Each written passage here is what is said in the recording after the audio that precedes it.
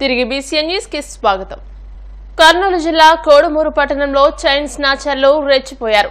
ఓ మహిళా ఉపాధ్యాయురాలుపై దాడి చేసి ఆమె మెడలోని బంగారపు గొలుసును దొంగలు లాక్కెళ్లారు.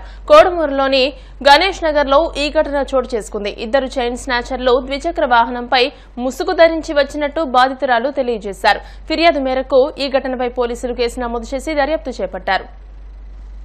పశ్చిమ గోదావరి జిల్లా వ్యాప్తంగా 20 లక్షల రూపాయల విలువైన 135 సెల్ ఫోన్లు రికవరీ చేసి బాధితులకు అందజేసినట్లు ఎస్పీ అద్నాన్ నయీం అస్మి తెలియజేశారు. సెల్ ఫోన్లను వివిధ కారణాల రీత్యా పోగొట్టుకున్న బాధితుల కోసం ప్రత్యేకంగా సెల్ చాట్ బాక్స్ ను ఏర్పాటు చేసినట్టు ఎస్పీ వెల్లడించారు. జిల్లాలో 8వ విడత కింద 135 మందికి 20 లక్షలు విలువ చేసే సెల్ ఫోన్లను రికవరీ చేసి భీమవరం ఎస్పీ కార్యాలయంలో బాధితులకు అందజేశారు. ఈ సందర్భంగా ఎస్పీ మీడియాతో మాట్లాడుతూ ఇప్పటివరకు జిల్లాలో 8 విడతలుగా 1,85 లక్షల రూపాయలు విలువ చేసే సుమారు 1000 స్మార్ట్ ఫోన్లను రికవరీ చేసి బాధితులకు అందజేసినట్లు తెలియజేశారు. జిల్లాలో 8th phase cell phone recovery to the victims గాని ఓనర్స్ కి జరిగింది. ఈ రోజు total 135 smart phones to their respective owners. The victims in this cases has been return. మళ్ళీ మన తరఫున ప్రజలకి who are losing their cell phones or anybody who is losing police తరఫున ఒక జిల్లాలో ఒక చాట్ బాక్స్ నమ్మడం జరిగింది. ఒక వాట్సాప్ నంబర్ 9154966503. మరి చెప్తాను, 9154966503. ఆ నంబర్లో సింప్లీ హై పెడితే ఒక మెసేజ్ వస్తుంది. ఇది అడుగుతున్నారు, ఐఎంఈ నంబర్ ఏంటి, ఫోన్ నంబర్ ఏంటి, ఇంకా 1-2 డీటెయిల్స్ అడుగుతున్నారు. ఈరోజు 135 ఫోన్స్, టోటల్ వాల్యూ 20 lakhs. ఇప్పటి వరకు వెస్ట్ గోదావరి చూస్తే టోటల్ 8 phases లో 1,85 lakh worth of cell phones has been returned. Kakinada జిల్లా సర్పవరం గ్రామంలో కొలువైన శ్రీ రాజ్యలక్ష్మి సమేత శ్రీ భవన్ నారాయణ స్వామి ఆలయంలో ఆలయ శిఖర ప్రతిష్ట మహోత్సవాలు ఘనంగా జరిగాయి. స్వామివారి ఉత్సవమూర్తులకు స్నాపన తిరుమంజనం, పంచామృతాభిషేకం, యజ్ఞ హోమ కార్యక్రమంలో భాగంగా పూర్ణాహుతి కార్యక్రమాన్ని నిర్వహించారు. సర్పవరం గ్రామ నాయకులు పుల్ల శ్రీరాములు దంపతులు ప్రత్యేక పూజలు నిర్వహించారు. ఆలయ అర్చకులు మాట్లాడుతూ గ్రామ నాయకులు పుల్ల శ్రీరాములు, కోరమండల్ సిబ్బంది, భక్తులు, దాతలు సహాయ సహకారాలతో ఈ శిఖర ప్రతిష్ట మహోత్సవం ఎంతో ఘనంగా జరిగిందన్నారు. ఆలయ కార్యనిర్వహణాధికారి మాచిరాజు లక్ష్మీ నారాయణ మాట్లాడుతూ వచ్చిన భక్తులకు ఎటువంటి అసౌకర్యం కలగకుండా అన్ని ఏర్పాట్లను చేశామన్నారు. గ్రామ నాయకులు పుల్ల శ్రీరాములు సహాయంతో వచ్చిన భక్తులందరికీ ప్రసాద వితరణ చేసినట్టు తెలియజేశారు. ఈ కార్యక్రమంలో గ్రామ నాయకులు ముద్దన సూర్యప్రకాష్, పుల్ల శ్రీను, పుల్ల వీరబాబు, మానేపల్లి వెంకటరమణ, పుల్ల రాజబాబు, బోనం కుమార్, ఆలయ సిబ్బంది పాల్గొన్నారు.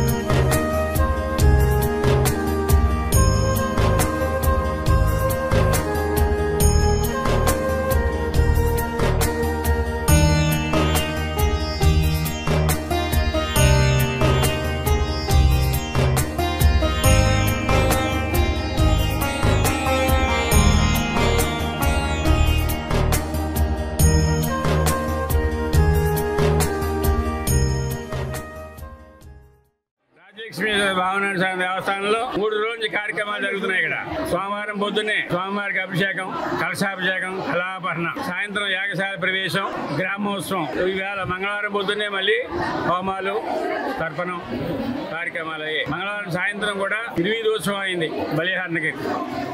బుధవారం పొద్దున్నే ఇప్పుడు ముహూర్తం అయింది 9:30కి.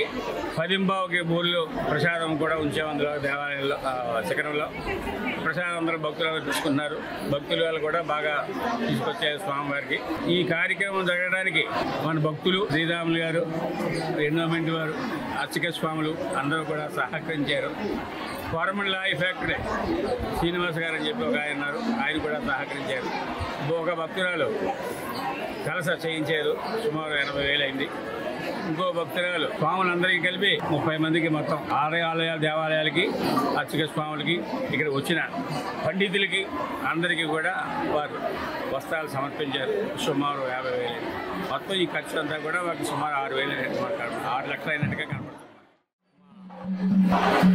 భక్తులందరి సహకారంతో సాయి సహకారంతో స్వామివారి యొక్క మెయిన్ టెంపుల్లోని కళశేఖరం దెబ్బతిన్నది. దాన్ని పునఃప్రతిష్ఠించడం జరిగింది.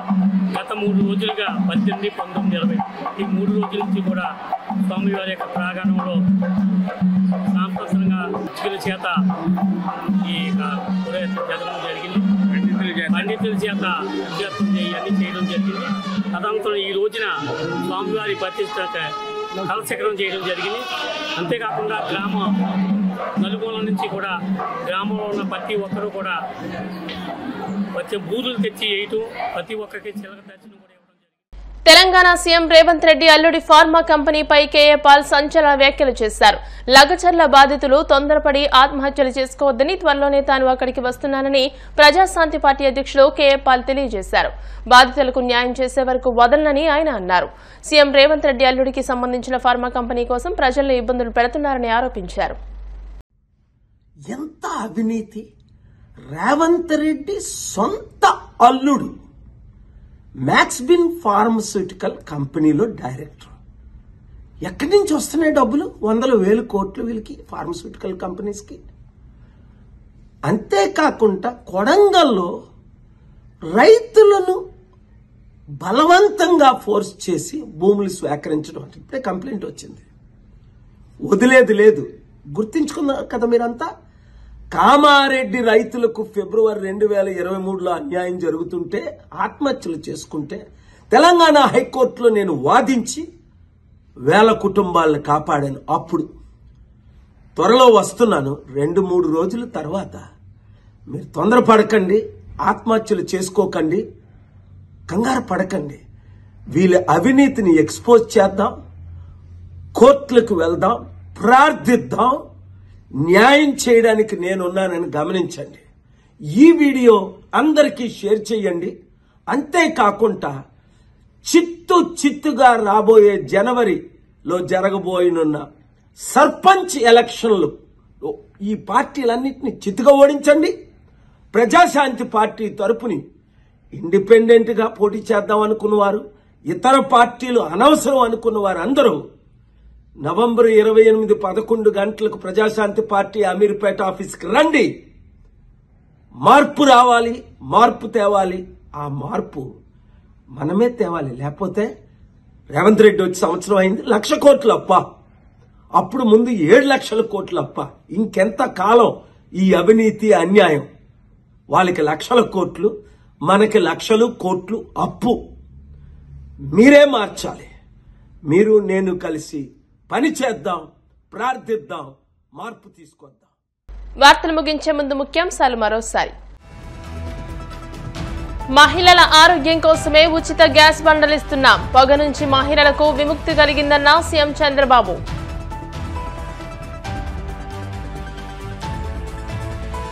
కొనసాగుతున్న అసెంబ్లీ ప్రశ్నోత్తరాల సమయం. గంజాయి, బ్లేడ్ బ్యాచ్లను అరికట్టడానికి చర్యలు చేపట్టామంటూ హోంమంత్రి అనిత స్పష్టం.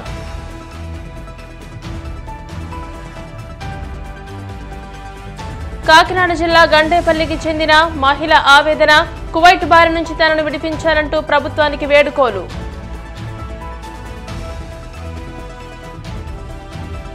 తెలంగాణ సీఎం రేవంత్ రెడ్డి అల్లుడి ఫార్మా కంపెనీపై కేఏ పాల్ సంచలన వ్యాఖ్యలు. స్థానిక ప్రజలను తీవ్ర ఇబ్బందులకు గురి చేస్తున్నారంటూ ఆగ్రహం.